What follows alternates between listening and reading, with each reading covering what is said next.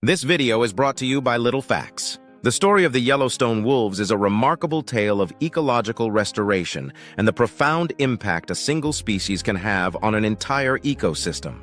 In the early 20th century, wolves were viewed as a threat to livestock and big game animals in the United States. As a result, a concerted effort was made to eliminate them.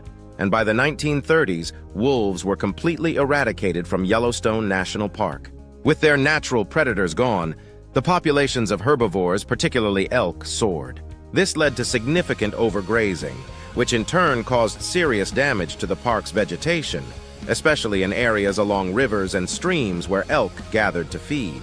The absence of wolves set off a cascade of ecological changes. Overgrazing by elk. Without wolves to keep their numbers in check, elk populations grew rapidly. They overgrazed young aspen, willow, and cottonwood trees, which stunted the growth of these plants and prevented the regeneration of forested areas. Decline in biodiversity. The loss of trees and shrubs had a ripple effect on the ecosystem. For example, beavers, which rely on willow and aspen for building dams, declined in number. This affected the wetlands they create, which are crucial habitats for many species, including fish, birds, and amphibians. Erosion and riverbank damage. The lack of vegetation along riverbanks led to increased erosion, further degrading the habitat for fish and other aquatic life. Recognizing the ecological imbalance, scientists and conservationists advocated for the reintroduction of wolves to Yellowstone. In 1995 and 1996, 31 gray wolves were brought from Canada and released into the park. This bold move was part of a larger effort to restore the park's natural ecosystem. Trophic cascade. Wolves began to hunt elk, which reduced their population and altered their behavior. Elk began to avoid certain areas, especially near rivers and streams, where they were more vulnerable to predation. This allowed vegetation in these areas to recover, including the previously overgrazed willow and aspen trees. Return of beavers.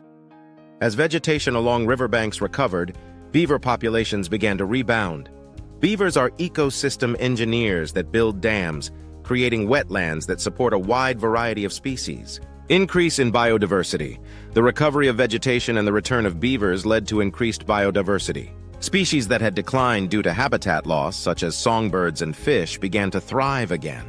Healthier ecosystem. The overall health of the ecosystem improved.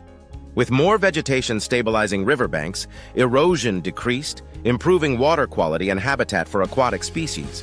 Changes in other predator populations. The presence of wolves also affected other predators, such as coyotes. With wolves reducing the coyote population, smaller animals like rabbits and rodents, which coyotes preyed on, saw an increase in numbers. The reintroduction of wolves to Yellowstone is considered one of the most successful wildlife conservation efforts in history.